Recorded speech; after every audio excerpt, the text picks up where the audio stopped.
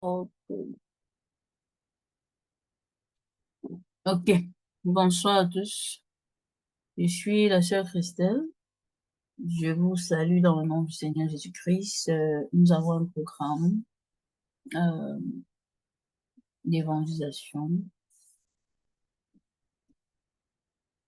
le 11 octobre, dans une semaine, disons, comme ça. Et ce programme que nous avons mis sur pied, cette réunion, et je suis dans le cadre de la préparation à cet événement. Et comme nous ne voulons pas seulement sortir, nous voulons même comprendre pourquoi nous sortons et ce que nous avons à faire quand nous sortons. Nous avons pris, comme d'habitude, quand nous avons nos programmes, si tu nous suis de n'importe quel pays, quand on fait des programmes d'évaluation, on invite tout le monde, tous les membres qui sont dans différents pays, ils se retrouvent et ils sortent ensemble. Et nous avons bien voulu ne pas seulement sortir, mais de se préparer. Dans la prière, nous avons commencé, mais nous, c'est aussi bien d'apprendre. D'autres sont sortis avant nous, d'autres ont cette mission d'évangéliste. C'est vrai que nous tous nous sommes appelés à propager la bonne nouvelle et c'est la raison pour laquelle Jésus a été envoyé sur la terre aussi. Et conformément aux Écritures, il nous demande aussi, en tant que ses disciples, de sortir. Mais c'est aussi très bien de se faire former, c'est bien de comprendre cette mission et c'est que cette mission représente pour la vie du chrétien et même pour ceux-là qui sont dans le monde et qui n'attendent que notre signal, notre temps pour venir et faire rentrer à la maison. Bon, ce soir, nous avons invité nos membres qui sont de partout. Nous avons aussi invité notre cher frère, notre frère, Papa Israël, Papa Michel, je l'appelle Papa Michel, mais il s'appelle Israël Moafou, il est évangéliste depuis beaucoup d'années. Lui-même, il va se présenter, mais c'est aussi un honneur pour moi de dire qu'il ne se sentait pas bien et la séance ne devait même pas tenir, il devait peut-être chercher un remplaçant, mais parce qu'il aime son travail, parce qu'il aime encourager et quel que soit ce que le Seigneur a déposé dans son cœur de partager avec nous, nous serons tellement bénis ce soir et je sais que le Seigneur va rétablir sa santé. Donc, sans toutefois tarder, je vais lui passer le micro. On va accueillir notre papa, notre frère dans la foi. Papa Michel, soyez bénis dans le nom du Seigneur. Nous sommes contents de t'avoir et de vous avoir parmi nous. Nous sommes contents et pour vos efforts. Et ça n'a pas été programmé en quelques jours. Il a dit oui, malgré que ça ne va pas. Il a pu dire oui, et nous sommes reconnaissants pour cela. Papa Michel, tu as le micro. Tu peux ouvrir ton micro. Bonsoir, Papa Michel. Amen. Il est aussi écrivain, il est auteur de plusieurs ouvrages. Je pense que les gens dans le ministère le connaissent. Beaucoup ont contribué pour ses livres. Il a des livres très édifiants qui vont. Et c'est à la disposition, je pense, c'est déjà disponible dans certains pays. Donc, il aura l'occasion de nous partager cela aussi. Amen. Merci beaucoup, Papa Michel.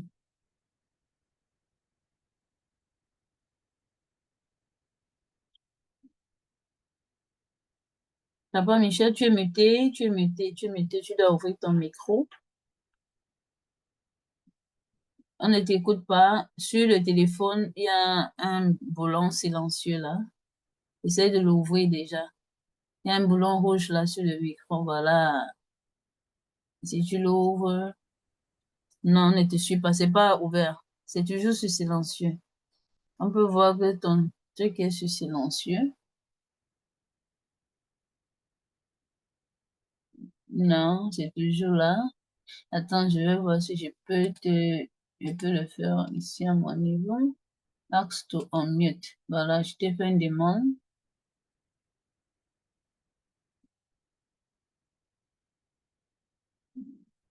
Ask to unmute, ask to unmute, ask to unmute. Mais Allô? oui, on te suit maintenant. Oui, bonsoir à tout le monde. Bonsoir. Vous me suivez? On te suit très bien. Magnifique.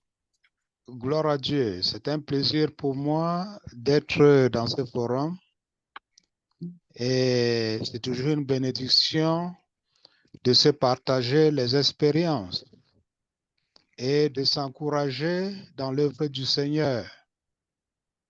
Alors, personne ne peut réussir seul. C'est un travail d'ensemble. Et j'espère que ma présence dans ce forum sera une bénédiction pour les autres. Et dans la mesure où nous allons partager nos expériences, dans la mesure où nous allons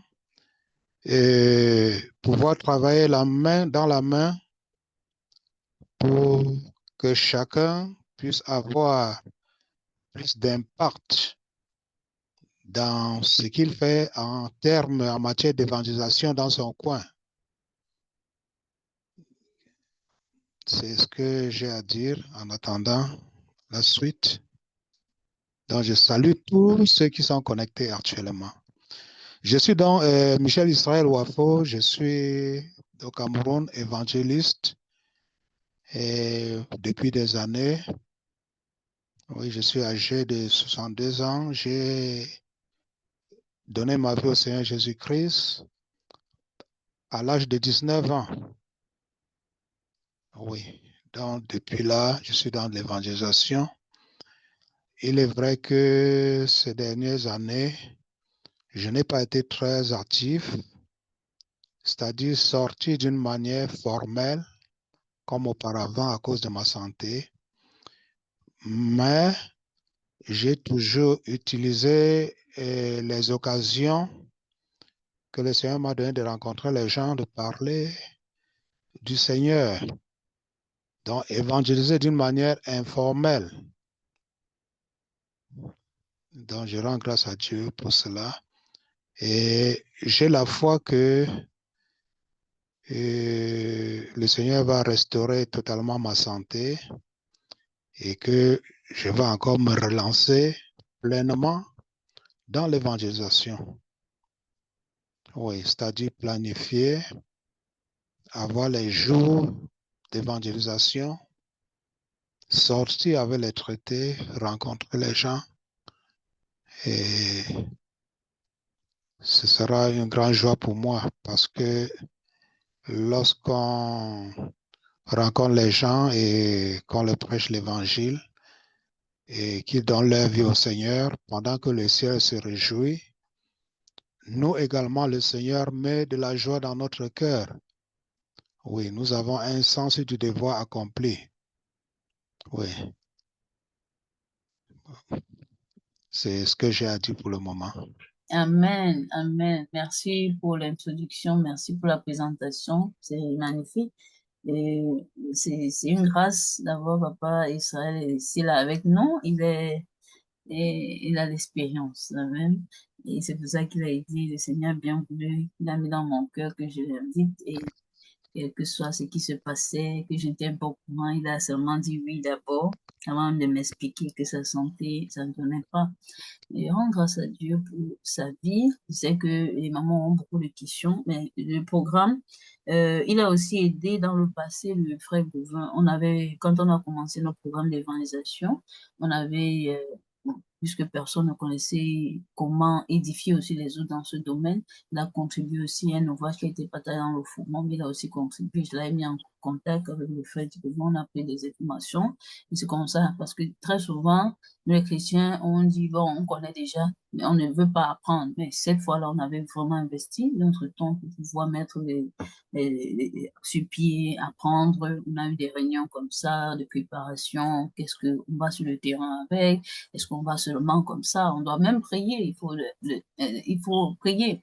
La raison pour laquelle nous avons invité notre frère qui a un peu plus d'expérience que nous dans la foi, et même dans ce domaine où nous sommes en train de nous hasarder par la grâce de Dieu.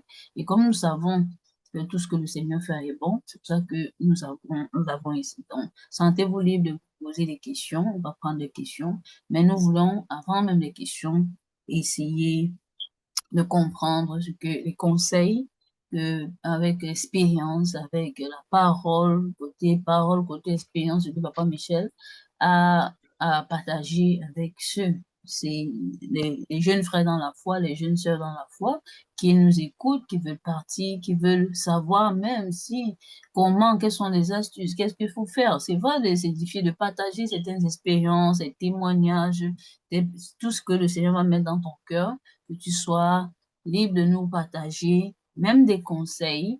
On ne veut pas seulement faire, mais on veut bien faire. Bien. Donc, je vais repasser le micro à notre papa, notre frère dans la foi, papa Michel, pour qu'il nous dise quelque chose concernant l'évangélisation, globalement, localement, parce que j'ai connu papa Michel quand il était dans un groupe de gens, lui il part même dans les villages, donc il y a beaucoup d'hôtels qui, je suis sûre qu'il connaît un peu plus que nous. Moi-même je ne connais pas beaucoup, mais je prends toute cette occasion aussi pour apprendre et je voudrais que tout le monde bénéficie de l'expérience ou même de ses témoignages sur le terrain ou sa façon de faire, même si ce n'était pas sur le terrain, comme il dit, de façon informelle. Donc, c'est un peu ça. Papa Michel, je te repasse le micro pour que tu nous parles un peu globalement, localement, de ce qui peut se passer, ce que nous devons connaître, ce que tu penses que c'est bien de savoir. Merci beaucoup. Oui, sûrement, je vais dire beaucoup de choses que vous connaissez déjà et peut-être certaines choses que vous ignorez parce que personne ne connaît tout. Et le Seigneur conduit euh, les gens de manière différente. Mais il y a toujours, disons, une base. Oui, parce que la Bible nous a été donnée pour nous orienter dans l'œuvre du Seigneur. Et en matière d'évangélisation, ce que j'ai appris, c'est qu'il faut d'abord avoir une bonne relation avec le Seigneur, avoir une vie consacrée. Et parce que l'évangélisation, ce n'est pas juste parler aux gens du Seigneur, c'est un combat spirituel. Oui, parce que le Seigneur Jésus a dit à Paul que je t'envoie au milieu de ce peuple afin que tu les ouvres les yeux et que tu les transfères, je paraphrase, du royaume des ténèbres au royaume de lumière. Donc nous allons comme des soldats arracher ceux-là qui sont en captivité dans le monde des ténèbres. Et Satan ne va pas nous les livrer comme ça là. Donc c'est un combat spirituel. Nous devons d'abord nous assurer qu'il n'y a pas de péché dans nos vies. Et la première chose, donc, c'est de prier. C'est la prière. La prière est la base de l'évangélisation. Tout commence par la prière. Et ensuite, lis la parole de Dieu, lis la Bible, puisque c'est cela que nous allons partager aux gens.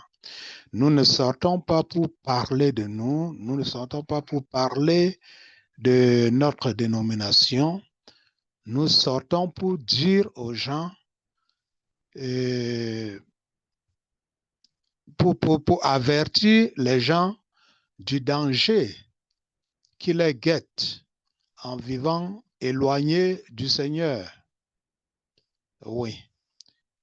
Et donc, c'est ça, il faut prier, il faut lire la parole de Dieu et pouvoir mémoriser les passages bibliques susceptibles d'être utilisés pendant notre évangélisation. Oui, c'est la parole de Dieu que nous transmettons aux gens. Après avoir lu ces passages, nous devons considérer que les gens ne sont pas les mêmes et que nous ne pouvons pas d'avance savoir ce que nous allons dire à tout le monde. Je ne sais pas si je m'exprime bien, mais Jésus traitait chaque cas d'une manière individuelle.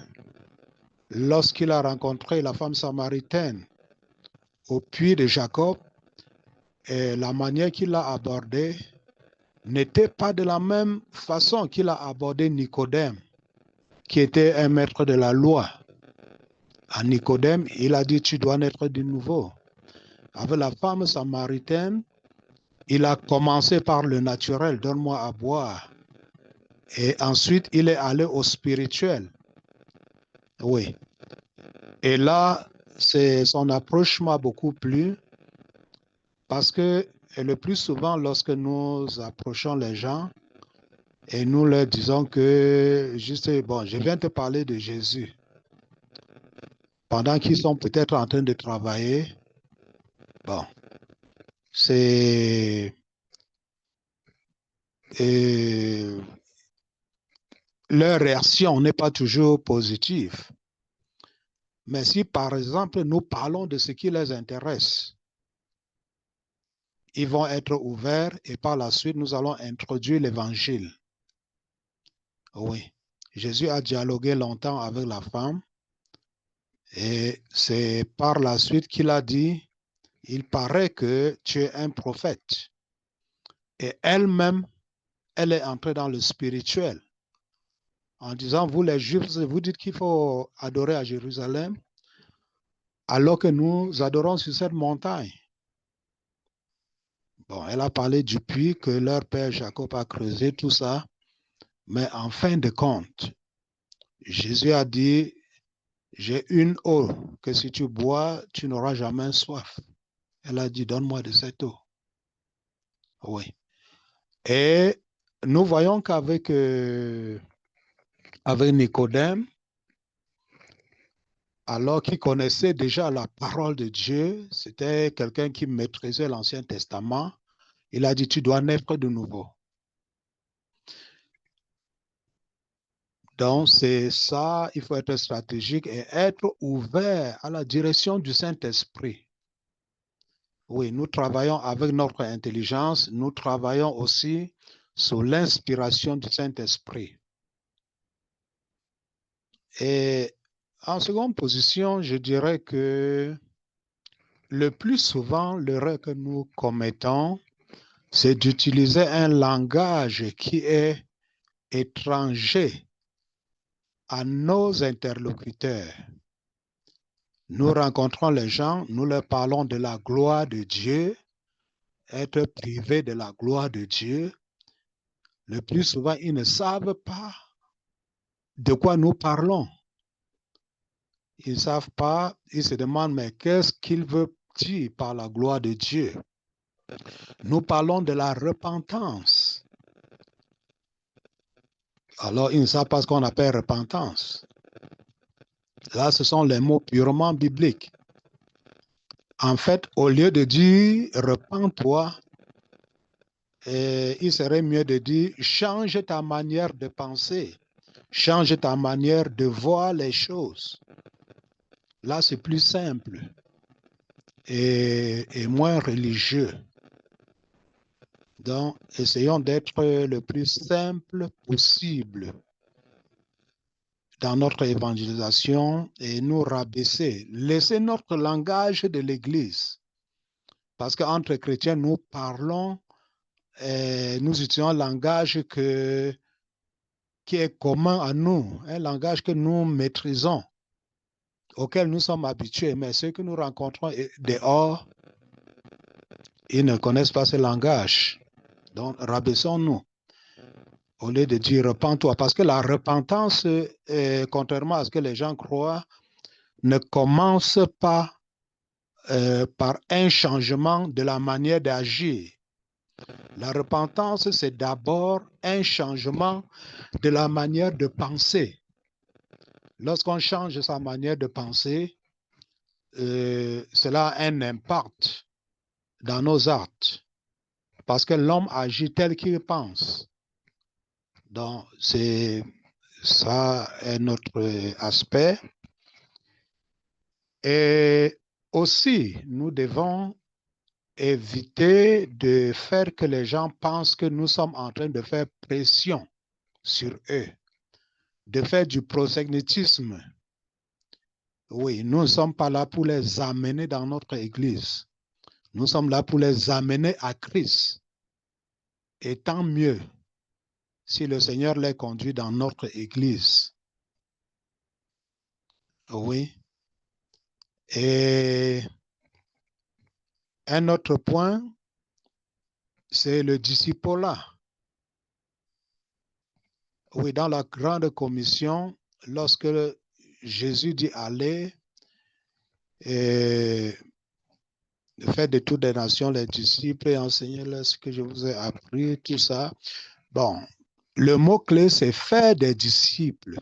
De toutes les nations, il faut faire des disciples.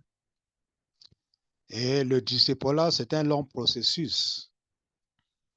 Nous avons constaté que même lorsque nous avons gagné les âmes et qu'ils sont introduits dans les églises locales, ils sont abandonnés à eux-mêmes. Et nous pensons qu'ils sont déjà chrétiens. Nous disons qu'ils doivent être réguliers à l'église et suivre la parole de Dieu. Mais est-ce que ce que le pasteur prêche chaque dimanche, c'est vraiment de l'évangélisation? Le plus souvent, c'est juste pour la maturité spirituelle de ceux qui ont déjà cru. Mais il faut un suivi sur le plan individuel pour pouvoir comprendre les défis de celui-là que nous avons amené dans la foi.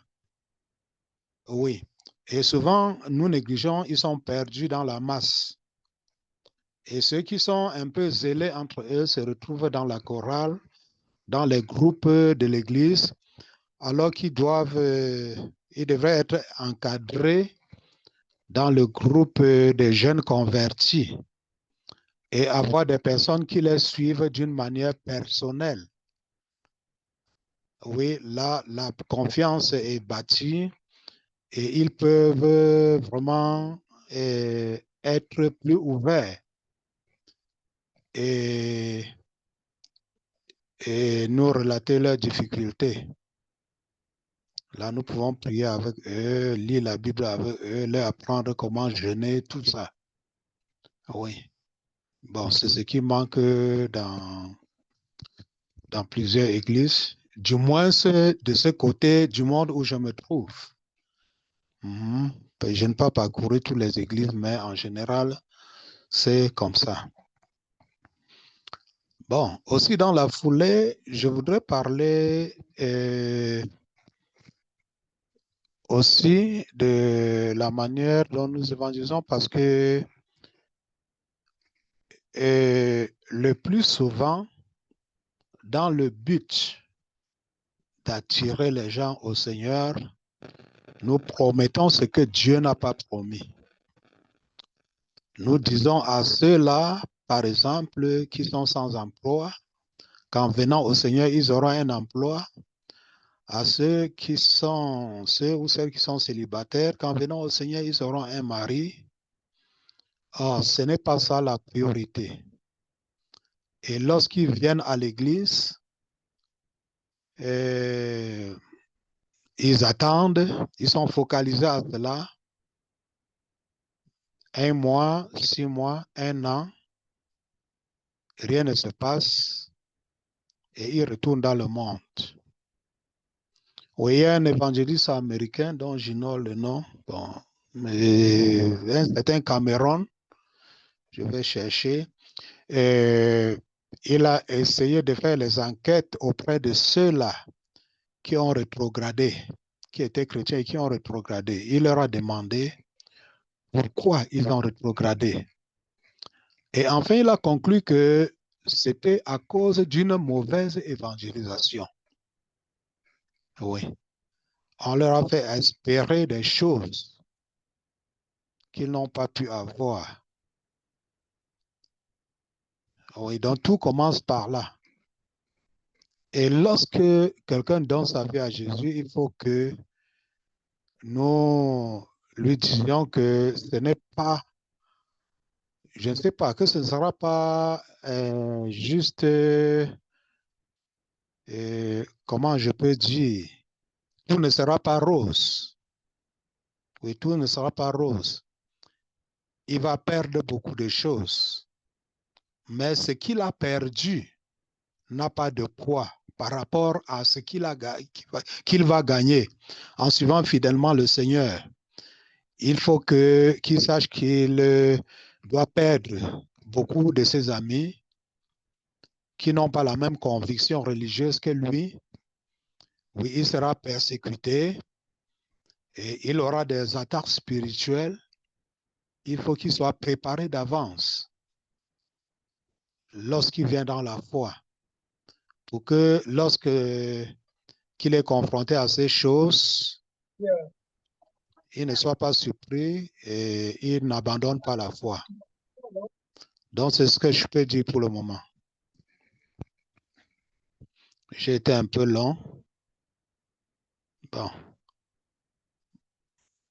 c'est ce que je peux dire pour le moment. Amen. Allô? Amen. Amen. Amen. Merci beaucoup, Papa Michel. Merci. On t'écoutait. On ne voulait même pas que tu termines. Je ne sais pas s'il y a quelqu'un qui a été béni. Amen. Amen. Nous avons été bénis. Moi, personnellement, j'ai appris beaucoup. Amen. Ça qu'on dit, c'est toujours bien de s'asseoir et apprendre. Je ne sais pas s'il y a quelqu'un qui a... Maman Isabelle dit Amen. Amen. Merci beaucoup, Papa Michel. Dans le chat, Maman Alice dit Amen. Maman Sally dit Amen.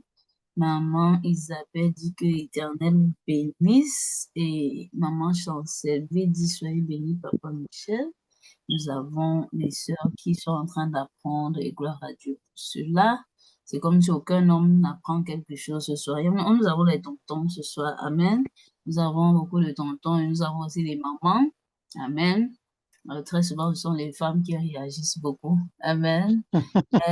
Mais les hommes aussi peuvent apprendre à dire merci quand c'est bon. Même si c'est pas bon, il faut encourager. Amen. Donc, c'est un bon esprit. Nous sommes contents pour votre temps et je sais que les mamans ont des questions. OK? Et est-ce que Tata Solange dit qu'elle a été bénie? Maman, Marie, on dit qu'elle a été bénie. Je lis tous les commentaires pour Papa Michel. Amen. Amen. Nos frères aussi, ils ont été bénis. Seulement qu'ils n'ont pas appris à dire merci, mais on va les apprendre à dire merci. Amen. Donc, on va passer aux questions. Je suis sûre, nous avons des questions. Et est-ce qu'il y a quelqu'un qui a une question? Il peut ouvrir son micro. Si tu as une question, il y a vraiment, il y a beaucoup de mamans qui sont des évangélistes aussi là. Est-ce que vous avez des questions? On prend des questions. Voilà, on a notre frère Enoch qui a des bonnes habitudes aussi. Et il dit, gloire au Seigneur Jésus-Christ. Amen. Voilà. Donc, je ne sais pas, mettez vos téléphones, n'ouvrez pas le micro si ce n'est pas pour une question. On prend les questions. Vraiment, allez-y. Je vois que vous êtes très actifs et j'aime ça. Donc, on prend les questions. Qui a une question? Une question pour Papa Michel, Maman Alice, Maman Charlène, Maman Claire, any question? You speak both English and French. You can mélanger everything for you. On a Maman Foulera, Maman Guylaine, la princesse Andurel, iPhone de LM, Tajaïel. Maman Salé a une question. Vas-y, maman, ouvre ton micro. Tu es la bienvenue. Amen, amen. Amen. Je prie le Seigneur pour la vie de Papa Michel, qui est venu nous Amen. entretenir ce soir sur comment évangéliser. Donc, moi, je vais répondre ici le dernier paragraphe dont vous avez parlé de quand on va évangéliser, on ne doit pas comme vendre des rêves à ceux qu'on évangélise, qu'on dit que quand ils vont venir à Jésus, ils vont être mariés et ils vont avoir du travail. J'aimerais rebondir là-dessus parce que comme nous sommes dans un monde où le diable a vendu beaucoup de rêves euh, aux gens. Donc, si on va évangéliser, quand on dit aux gens qu'ils vont avoir ils vont avoir des attaques spirituelles où tout ne va pas être rose, est-ce que ça ne va pas faire qu'ils vont être réticents parce que déjà, ils sont déjà dans le monde où le diable a déjà miroité beaucoup de choses, a fait miroiter beaucoup de choses. Est-ce que, comme vous avez dit, quand on appelle les gens qui vont venir, qui vont donner leur vie à Jésus, il faut qu'on les suive de façon étroite. Est-ce que si on leur dit tout de suite la vérité, on va espérer avoir plus de personnes qu'on aurait voulu avoir? Amen.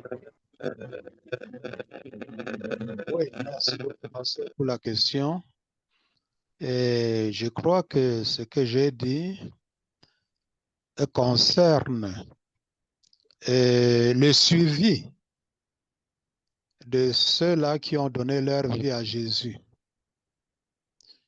Oui, ça concerne le disciple-là. Lorsque quelqu'un a cru et que vous êtes en train de le suivre, quand il donne sa vie à Jésus, vous lui donnez ces avertissements-là pour qu'il ne soit pas surpris. Ce n'est pas pendant l'évangélisation. Ce n'est pas pendant l'évangélisation, c'est lorsque celui à qui vous évangélisez a déjà accepté le Seigneur Jésus-Christ. Oui. Allô, vous me suivez? Alors, oui, là maintenant j'ai bien compris, J'ai bien compris. Merci Oui. beaucoup, Papa Michel. Oui, parce que s'il n'est pas prévenu qu'il va être persécuté, même par les membres de sa famille, lorsque cela va commencer, vous risquez de ne plus le revoir. Dès qu'il a donné sa vie à Jésus, vous avez prié pour lui. Bon, dès la troisième, quatrième rencontre, demandez-lui comment ça se passe en famille. Est-ce qu'il a déjà déclaré dans sa famille qu'il est enfant de Dieu? Comment est-ce que les autres ont réagi? Bon, il va sûrement vous dire, oh, on essaie de m'isoler, on essaie de me stigmatiser. Bon, dis-lui que c'est normal. Oui, que c'est normal. Demandez-lui de tenir ferme, donnez-lui la conduite à tenir. Comment il doit agir avec amour envers les autres. Donc, c'est en fait ce que je devais dire. Je voulais dire, s'il vous plaît. Oui. Que Merci, le Papa Seigneur vous Michel. Je n'ai pas bénisse. d'autres questions. Amen. Je n'ai De pas rien. d'autres questions. Amen.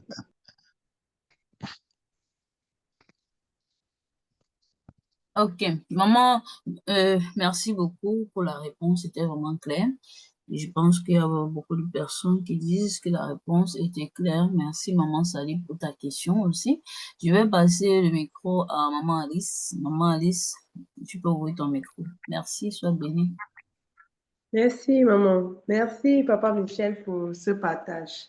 En fait, ma préoccupation est dans ce sens-là, au cas où vous êtes en train de faire l'évangélisation en groupe. Donc, vous êtes dans un carrefour en train d'exhorter.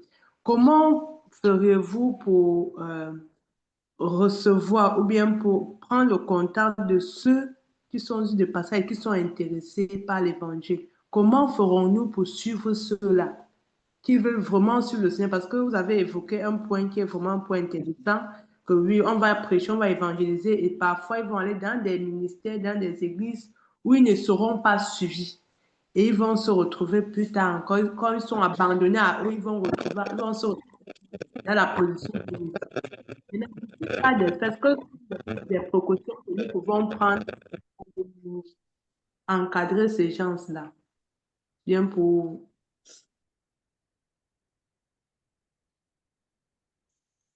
Vous avez fini votre question?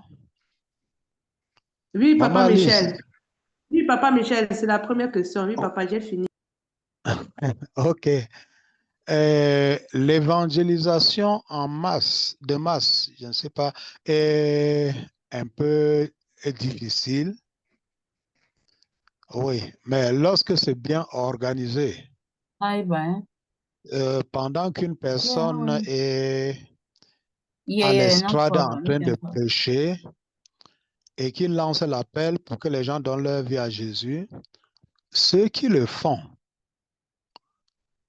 il doit avoir les gens derrière dans la masse pour s'approcher d'eux, prendre leur nom et leur adresse, prendre si possible rendez-vous avec eux pour les rencontrer. Oui. Et ce que je veux dire, je suis plus engagé dans l'évangélisation personnelle où je rencontre les gens individuellement. Et en passant, c'est la meilleure forme d'évangélisation de personne en personne. Parce que dans la masse, il y a les gens qui lèvent la main, disant qu'ils sont donné leur vie à Jésus, juste par, je ne sais pas, bon, juste comme ça. Et lorsque vous les approchez, vous allez comprendre que réellement, ils n'ont pas levé la main pour donner leur vie à Jésus. Ou bien ils ne sont pas approchés à l'estrade durant ce qu'on appelle altar call. Alors, il faut leur demander pourquoi vous vous êtes approchés à l'estrade lorsque l'évangéliste a appelé les gens. Certains vont vous dire que c'est parce qu'ils sont malades. D'autres vont vous dire que bon, c'est parce qu'ils ont les attaques spirituelles. Là, vous allez comprendre que c'est des gens qu'il faut évangéliser de nouveau. Bon, pour ceux qui vont aller dans d'autres églises, oh, bon, on ne peut pas obliger quelqu'un à venir dans notre église. Oui.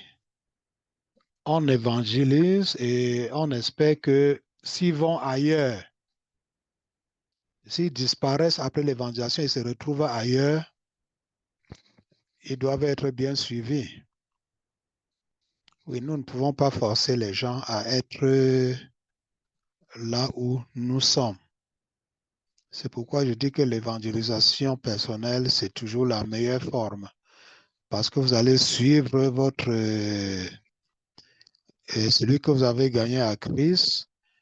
Et lorsqu'il faudra joindre une église, bon, s'il est ouvert, vous pouvez l'orienter et lui faire comprendre que ce n'est pas tout bâtiment qui porte la plaque d'église qui est église.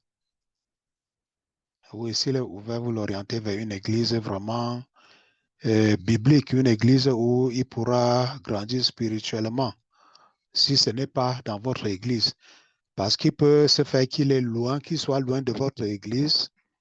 Bon, vous l'orientez dans l'église qui est proche de chez lui. Je ne sais pas si j'ai répondu à votre question.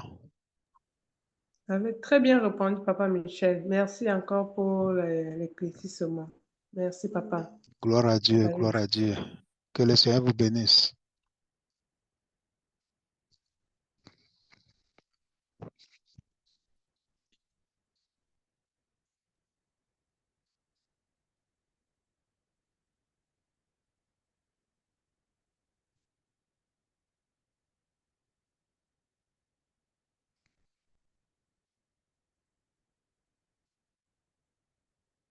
Allô? Oui, nous vous écoutons, Papa Michel. C'est juste que Non, Maman non, j'attends la Christelle, prochaine. j'a- J'attends la prochaine question. Il me semblait que vous aviez deux questions, plus d'une question. Allô, Papa Michel? Oui, vous avez une autre question, notre D'accord, Papa préoccupation? Michel. Oui, effectivement, vous avez, à votre introduction, autrefois, vous étiez en pleine évangélisation, vous avez travaillé autrefois régulièrement dans l'évangélisation. Et comment avez-vous organisé, entre-temps, vous êtes évangéliste et vous suivez les âmes? Comment vous vous êtes organisé pour être sur le terrain pour l'évangélisation, être encore après en train de suivre ces âmes-là? Comment vous êtes organisé? Bon, ce que je faisais, ça consistait à prendre le contact des gens et prendre rendez-vous avec eux, soit dans leur domicile, soit dans un autre lieu. Oui, parce que lorsque quelqu'un vient de croire, il faut d'abord euh, lui demander si l'atmosphère dans la famille où il vit est vraiment propice. Parce que vous pouvez aller chez un jeune converti pour la première fois et aggraver encore la situation dont il subit. Il peut aller vraiment, si vous dites que l'atmosphère à la maison n'est pas bien, il est persécuté, tout ça, ne vous hasardez pas à aller chez lui. Là, c'est pour les jeunes. Mais si c'est pour un papa, d'accord, vous allez. Si c'est pour une maman, s'il s'agit d'une maman, d'une femme, demandez-lui comment son partenaire réagit. Parce que l'homme est le chef de famille. Si c'est lui qui a cru, il peut facilement vous introduire dans son domicile. Mais si c'est la femme, il faudra demander comment son mari se comporte. Oui. Donc, il y a les méthodes sont variées. Ça dépend de la circonstance. Vous pouvez faire rendez-vous avec votre disciple dans un parc où vous pouvez causer, oui, tranquillement, ou bien chez vous, s'il le veut bien, ou bien à l'église. Si l'église est ouverte en semaine, les jours où il n'y a pas de réunion, tout ça. Oui, vous les rencontrez, vous causez. Je ne sais pas si ma question répond à votre préoccupation. Sœur Alice, j'ai répondu à votre question. J'ai trouvé satisfaction aux réponses. Merci encore, papa. J'aimerais béni. Merci. Gloire à Dieu.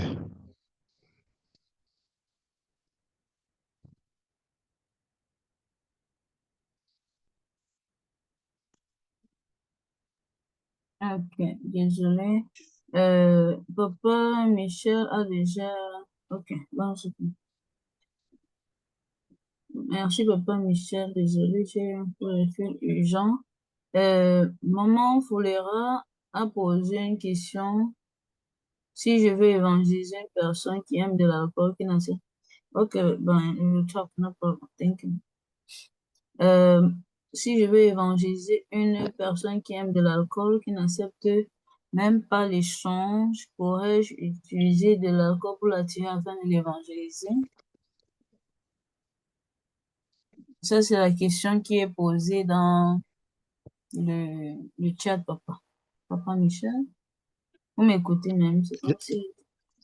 Oui, je vous écoute. Je n'ai pas bien suivi votre question. Veuillez me Euh, répercuter la question. dans le chat, là, dans la messagerie, là, la sœur Folera,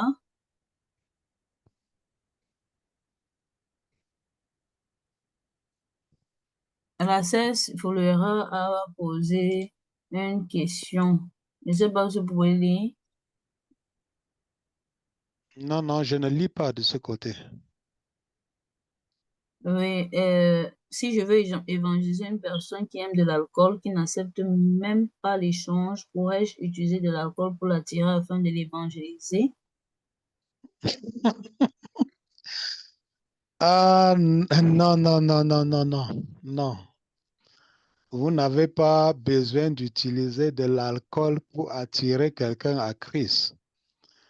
Parce que si vous utilisez de l'alcool, vous serez obligé je ne sais pas, de continuer à lui donner de l'alcool pour qu'il reste. Et déjà, je ne sais pas Et comment ça se passe dans votre église locale? Oui, chez nous, les chrétiens ne doivent pas prendre de l'alcool. Les chrétiens ne doivent pas prendre l'alcool, la bière, le whisky, tout ça. Bon, maintenant, si vous êtes dans un milieu où vous tolérez l'alcool, tout ça, bon, n'importe comment, le seul moyen d'amener quelqu'un à Christ, disons le meilleur moyen, c'est de lui prêcher l'évangile. Il est vrai, vous pouvez par exemple trouver quelqu'un qui est en train de travailler et venir l'aider à travailler, à faire son travail pour l'amener à être plus ouvert à l'évangile. Bon, mais vous ne pouvez pas utiliser quelque chose de mauvais, de négatif pour attirer quelqu'un à l'évangile. Oui. Il y a ce qu'on appelle la présence chrétienne. Il y a beaucoup d'autres choses que vous pouvez faire, espérant que les gens qui vous entourent vont remarquer vos bonnes œuvres et s'approcher de vous. Oui, mais pas l'alcool. Ok, merci papa. C'est une très bonne question aussi.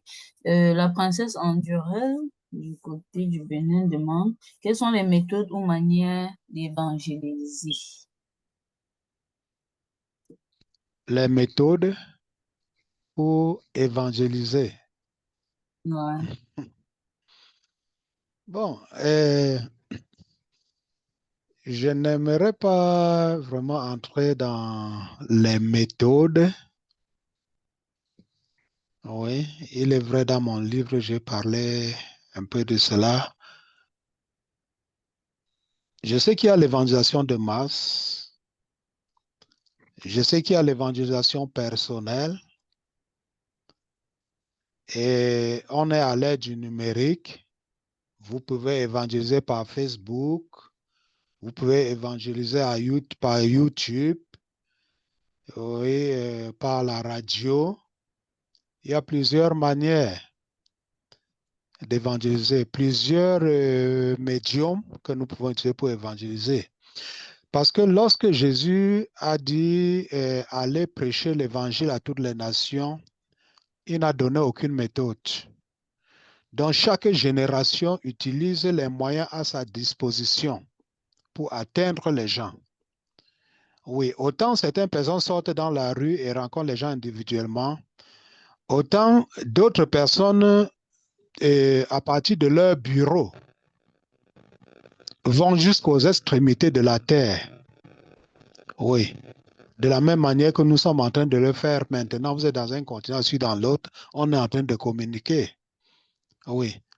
Bon, Jésus n'a pas prévu cela. Quoique étant Dieu, il le savait. Mais à l'aide de la technologie, nous pouvons le faire. Et je pense que c'est de ces choses qu'il parlait lorsqu'il disait que ceux qui croiront en lui pourront faire de plus grandes œuvres. Oui. À cette ère de technologie, nous sommes en train de faire des plus grandes œuvres que Jésus-Christ. Oui. Pas en qualité, parce que personne ne peut faire mieux sur le plan qualitatif que Jésus. Mais sur le plan quantitatif, nous faisons mieux. Je ne sais pas si je suis clair. Oui, Très clair. Jésus allait de lieu en lieu en marchant à pied. Mais nous utilisons les avions, nous utilisons la technologie, les voitures, tout ça. Donc, il y a plusieurs méthodes. Et devant chaque situation, le Saint-Esprit va nous inspirer sur la méthode à utiliser. Oui. Nous ne pouvons pas prêcher à une personne illettrée de la même manière que nous prêchons à un intellectuel. Oui, nous allons nous rabaisser à sa manière, utiliser et à son niveau, utiliser le langage qu'il peut mieux comprendre. Oui, et encore, nous prêchons l'évangile aux gens selon leur background. Oui, selon leur background. Ce qui fait que le plus souvent, c'est mieux de connaître le niveau de spiritualité de celui à qui nous parlons. Oui. Demandons-lui ce qu'il pense de Dieu. Oui. Ce qu'il pense du ciel, ce qu'il pense de l'enfer, ce qu'il pense de l'après-mort. Oui, ça va vous permettre de connaître, de savoir comment l'aborder. Peut-être vous allez découvrir que c'est à un mormon que vous avez affaire, ou à un témoin de Jéhovah, ou à un musulman. Là, vous allez savoir comment l'aborder. Et dans tous les cas, évitez d'entrer dans des débats stériles. Parce que j'ai constaté que le plus souvent, lorsqu'on évangélise, les gens nous dévient, cherchent à nous dévier. Oui. Quelqu'un, par exemple, va vous demander que, bon, un jour, j'évangélisais avec quelqu'un, il était très religieux. Pendant que je voulais lui parler de Jésus, de son âme, du salut, de la nécessité d'accepter Jésus-Christ comme son sauveur personnel, il me demandait plutôt de lui expliquer le mystère de l'iniquité. Oui. D'autres vont vous demander quel est le vrai baptême. Est-ce que c'est par immersion? Est-ce que c'est par aspersion? Oui. L'enfer se trouve où? Quelle est la meilleure religion? Est-ce que ceux qui sont morts avant Jésus sont en enfer? Là, demandez-lui d'abord de vous suivre et promettez-lui de répondre à sa question après. Oui. Et lorsque vous allez finir de prêcher, si vous pouvez répondre à sa question, allez-y et répondez. Si vous ne pouvez pas, bon, vous pouvez prendre un autre rendez-vous. Si sa question est vraiment pertinente, oui, si sa question n'est pas pertinente, dis-lui que vraiment, cela n'est pas nécessaire pour son salut. Oui, et n'hésitez pas à avouer qu'il y a des choses que Dieu seul connaît. Oui. Parce que dans le livre de Deutéronome, au chapitre 29, au dernier verset, la Bible nous dit que les choses cachées appartiennent à Dieu, mais les choses révélées sont à nous et à nos enfants afin que nous les mettions en pratique. Oui, tout ce qu'il faut pour le salut est simple à comprendre. Donc, n'acceptez pas que quelqu'un vous attire dans un terrain haute pour vous perdre le temps et pour vous brouiller l'esprit. C'est tout ce que j'ai à dire par rapport. Amen, amen, amen. Alléluia. Amen, amen. Gloire à Dieu. Alléluia. C'est chaud, hein? Quand il y a des questions, on a aussi beaucoup de connaissances qui sortent. Amen. Et c'est très vrai. Amen. C'est très vrai ce que Papa vient de dire. C'est facile pour que quelqu'un commence à te sortir une autre théorie. Et toi aussi, si tu n'es pas avisé, tu commences à vouloir montrer que je connais la parole et vous sortez du terrain de combat.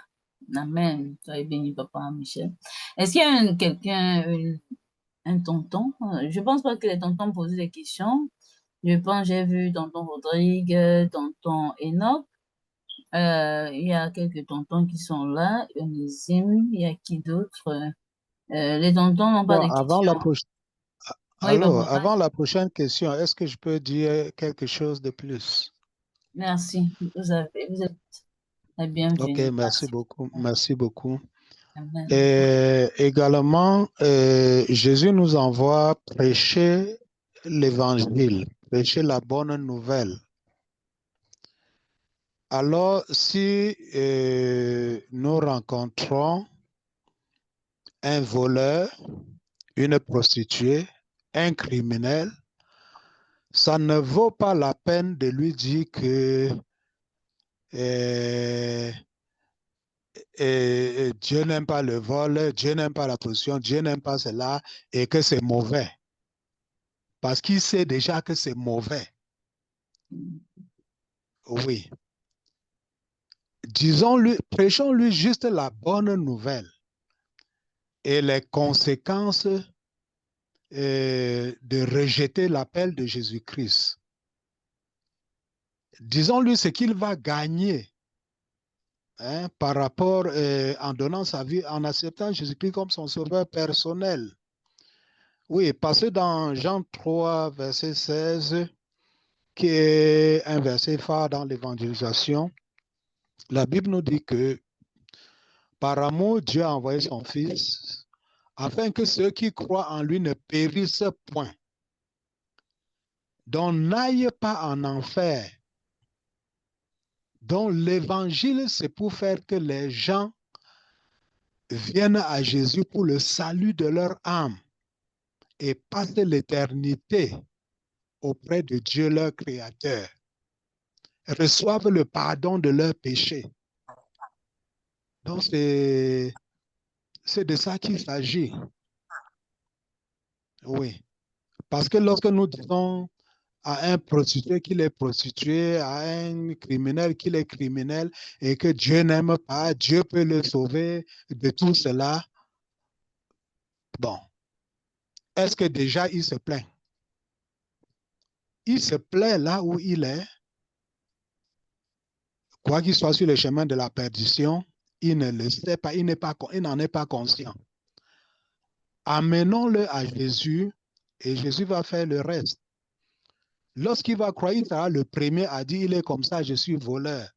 Je ne sais pas comment laisser le vol. Il est comme ça, je suis prostitué. Je ne sais pas comment laisser. Amen. OK, la question de...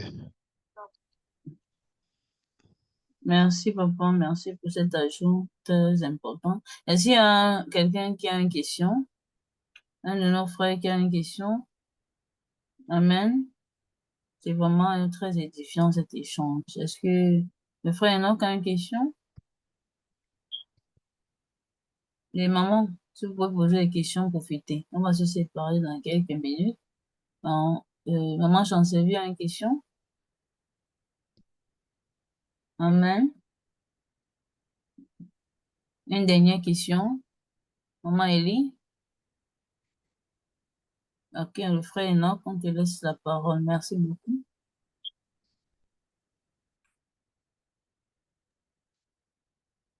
Merci.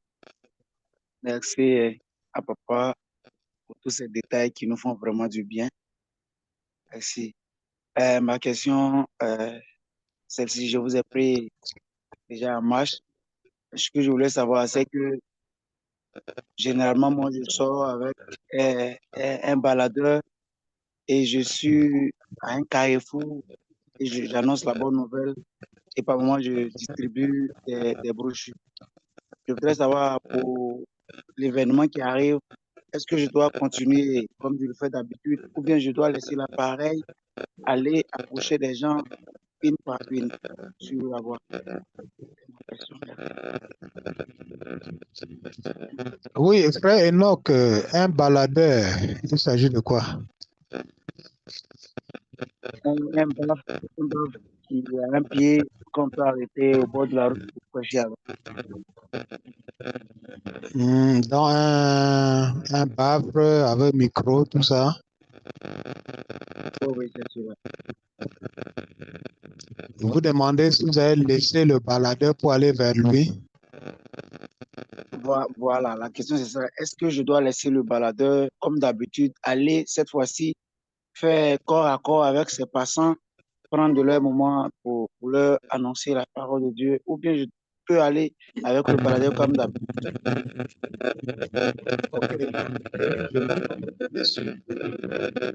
Alors, lorsque nous lisons les évangiles, Jésus a envoyé ses disciples tous à il est vrai que nous pouvons sortir seuls, mais lorsque vous avez la grâce de prendre part à l'évangélisation, sortez ensemble. Dans votre cas, lorsque vous êtes en péché,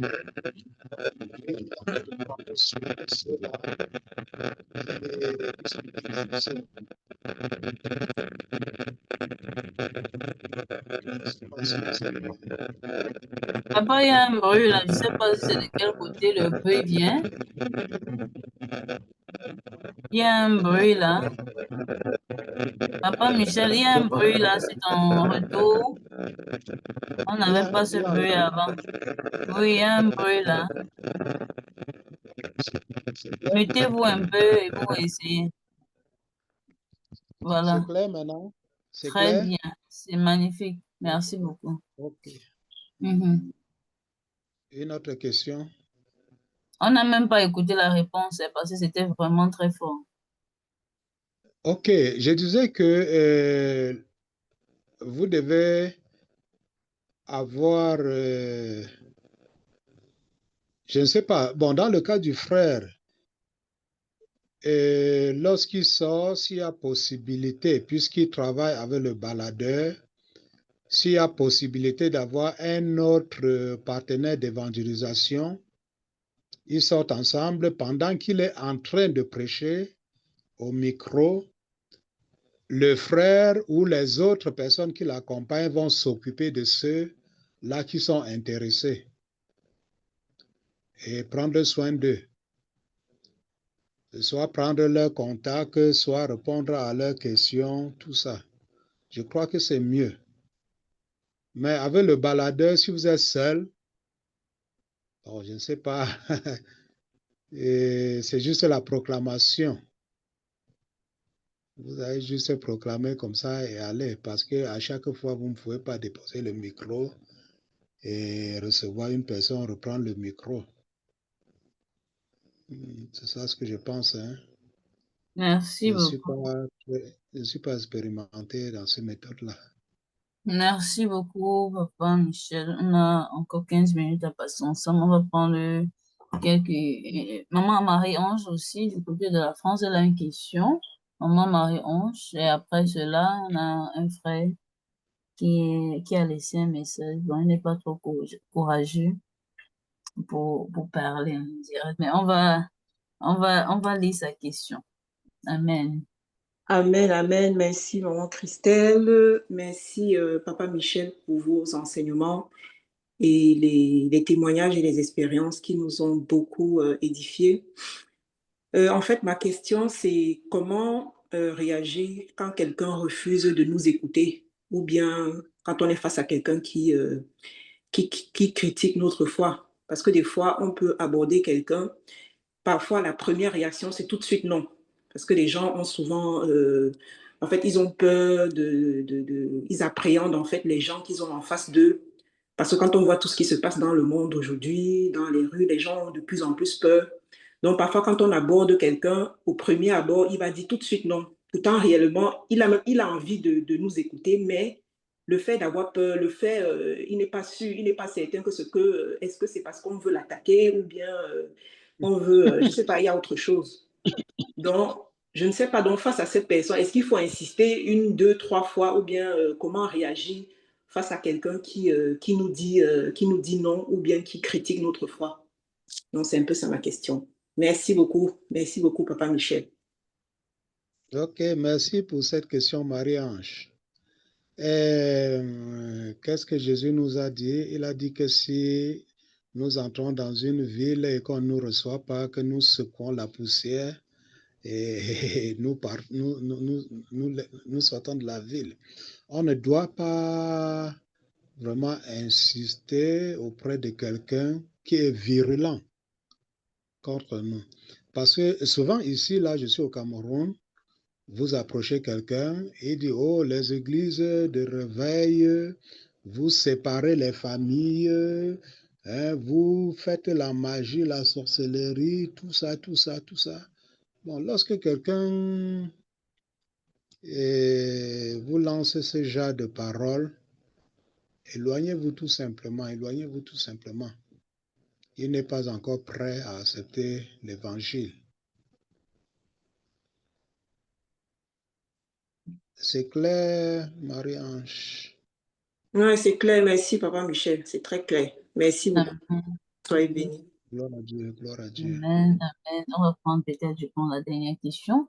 On a notre frère Onésime dans le chat qui dit, c'est vrai que vous avez donné quelques exemples pratiques, mais j'aimerais que vous nous approfondissiez dans cette compréhension. Quelles sont les erreurs fondamentales à éviter absolument quand on évangélise? Merci, Papa Michel. Les erreurs à éviter lorsqu'on évangélise. J'ai parlé de la première erreur à éviter, il faut donc éviter d'utiliser un langage que notre interlocuteur ne maîtrise pas.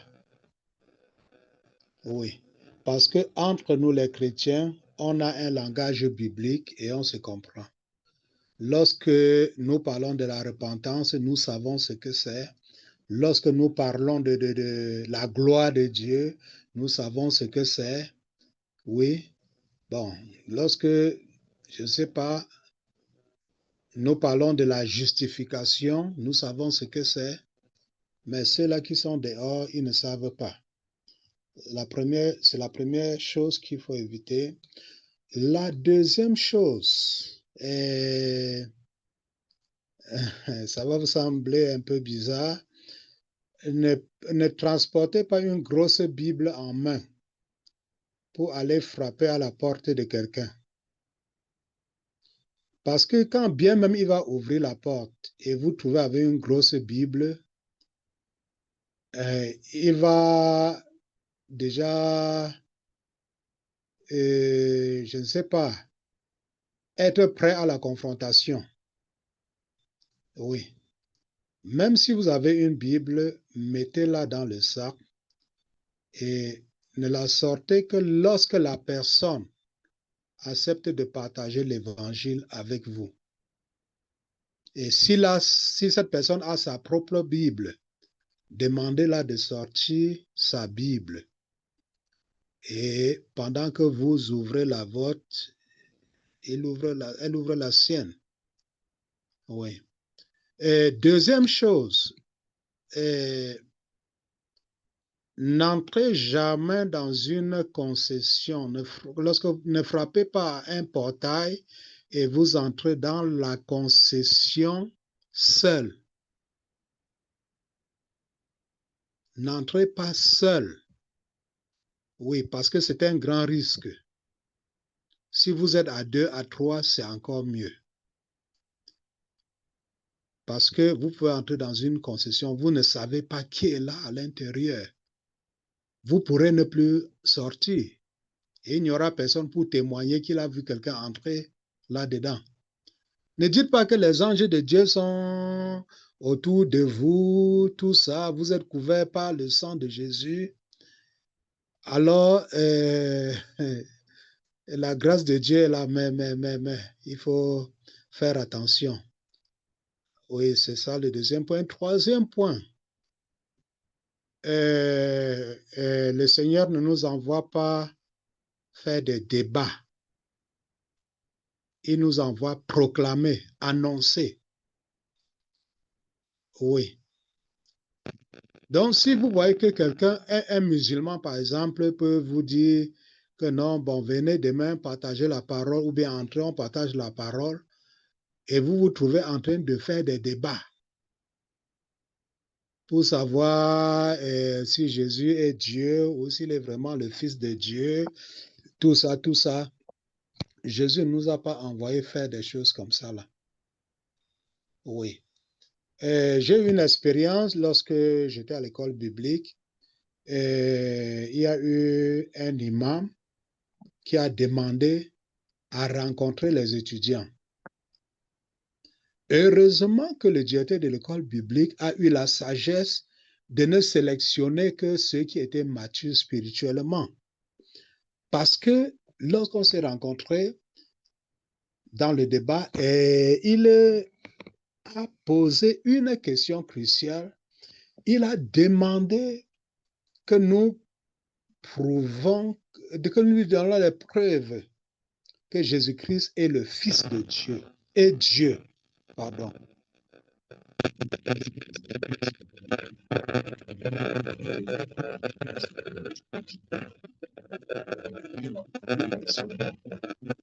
Tout ce que vous allez sortir dans la Bible ne pourra pas être convaincant pour lui. Pour nous, nous lisons, nous voyons vraiment que Jésus-Christ est Dieu. Et nous le comprenons parce que nous avons un background chrétien. Oui. Mais un musulman ne va pas le comprendre de la même manière. Oui. Parce que lui, il va ainsi dire que dites-moi là où Jésus a dit personnellement que je suis Dieu. Et vous ne trouverez pas un passage pareil dans la Bible. Il a toujours dit qu'il est le Fils de Dieu. Mais nous comprenons en tant que chrétiens qu'il n'est pas Fils de Dieu de la même manière que votre enfant est votre fils. Il n'est pas Fils de Dieu parce que Dieu l'a créé. Il n'est pas Fils de Dieu parce que Dieu l'a accouché entre guillemets. Fils de Dieu dans la Bible signifie qu'il a la même nature que Dieu. C'est pourquoi, quelque part, je ne me rappelle pas du verset, la raison principale pour laquelle on a crucifié Jésus-Christ, c'était parce qu'il déclarait être Fils de Dieu. Oui, et chez les Juifs, dire qu'on est Fils de Dieu veut dire qu'on est Dieu. Mais ce n'est pas la même chose dans notre langage aujourd'hui. Vous voyez que dans la Bible, lorsqu'on dit Fils de Dieu, Fils est en majuscule. Oui, ce n'est pas en minuscule. Ça veut dire qu'il a la même nature divine. Il est l'égal de Dieu. Il est Dieu.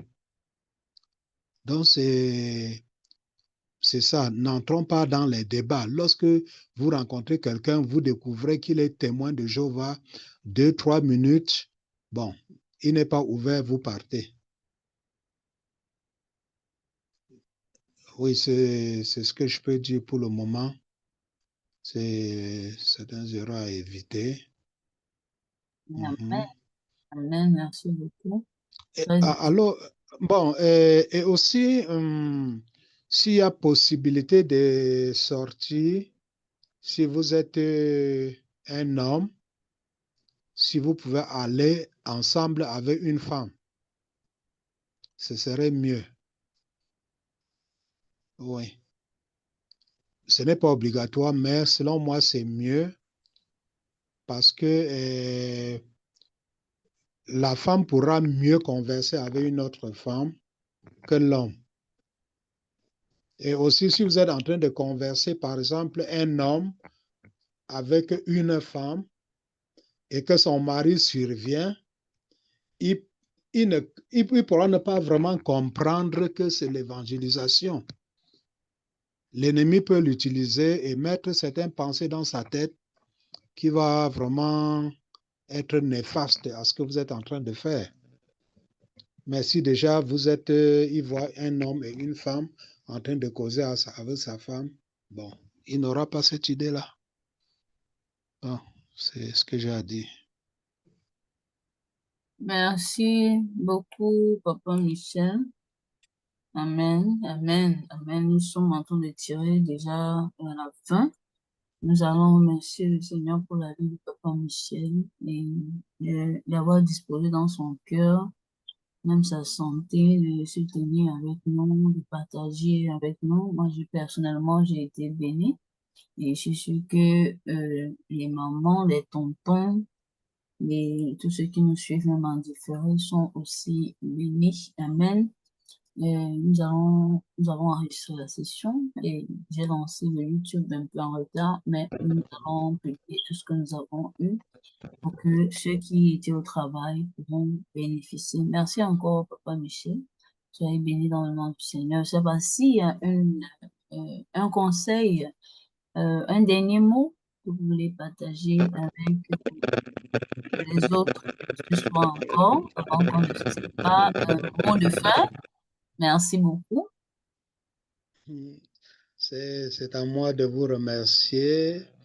Je remercie du privilège que vous me donnez de partager avec vous ma petite expérience.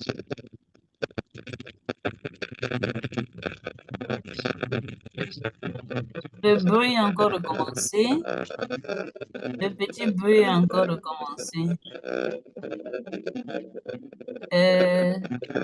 Ça C'est persiste. clair? Voilà, c'est bon. Allô? Oui, c'est bon. Ok.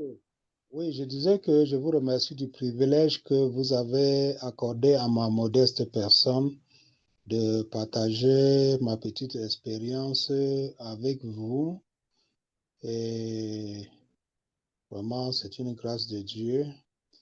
Je ne savais pas que je pouvais tenir aussi longtemps parce que vraiment, je sens mal, je sens mal. J'ai un nez qui est coincé entre deux vertèbres et je sens beaucoup de douleur. Mais le Seigneur est à l'œuvre, le Seigneur est à l'œuvre. Mm. Oui, oui. Mm. Et vraiment, c'est très bénissant. C'est très bénissant, c'est très bénissant. Oui, Amen. oui, que le Seigneur vous bénisse. Et pour vous qui êtes encore solide, encore jeune, utilisez cette opportunité pour prêcher l'Évangile. Oui, avant que il n'arrive à un moment où vous disiez, je n'en peux plus, comme dit Ecclésiaste. Vous allez vous demander comment à un niveau quelqu'un peut dire, je n'en peux plus. Oui, il y a les opportunités à saisir. Il y aura des moments où vous ne pourrez plus vous balader comme vous le faites actuellement pour prêcher. Bon, peut-être à cause de l'âge, peut-être à cause de la maladie, on ne sait pas. Bon, c'est aussi ça la vie. Donc, Mhm. servons le Seigneur pendant qu'il fait jour, pendant que nous sommes encore solides. Utilisons Amen. tous les moyens, tous les moyens, tous les Mhm. moyens. Maintenant, je n'ai pas assez de force pour aller si loin que j'avais. 30 ans, 40 ans, peut-être même 50 ans. Oui, bon. Mais le Seigneur m'utilise pour édifier les autres et pour écrire, afin de laisser quelque chose à la génération à venir. Oui, oui, oui. Mhm. Donc, c'est ça. C'est ça. Et ne nous Amen. décourageons pas. Ne nous décourageons pas si on n'a pas de résultats lors de l'évangélisation. Souvent, nous Mhm. allons penser que cela a été infructueux, mais au ciel, nous serons surpris de voir plusieurs personnes venir s'aligner devant nous et dire, sans toi, je devais être en enfer. Et nous allons demander, quand est-ce que j'ai même prêché à telle personne? Oui. Souvent, vous s'aimez, d'autres viennent récolter. Et nous disons qu'ils sont en train d'avoir des bons résultats, alors que c'est la sémence que nous avons mis en eux et qui sont en train de récolter. Bon, merci beaucoup, merci. Que le Seigneur bénisse tous les intervenants et que le Seigneur continue à nous fortifier et à bénir nos efforts. Amen. Amen. Alléluia. Amen. Amen. Amen. Amen. Amen. Amen. Soyez bénis. Maman, j'aime dit Amen. que le Seigneur continue de restaurer votre santé. Merci, Papa Michel. Maman Charlène Amen. Je dit, reçois. soyez bénis. La princesse Ondurelle dit, Soyez bénis, papa. Que Dieu vous bénisse abondamment, qu'il restaure votre santé. Les mamans, les tontons ont été bénis. Et voilà, on va continuer dans nos forums. Je suis sûre que tout le monde a été béni. Mais comme les bonnes choses ne durent pas beaucoup, ne durent pas beaucoup, mais on va continuer, on aura encore d'autres occasions.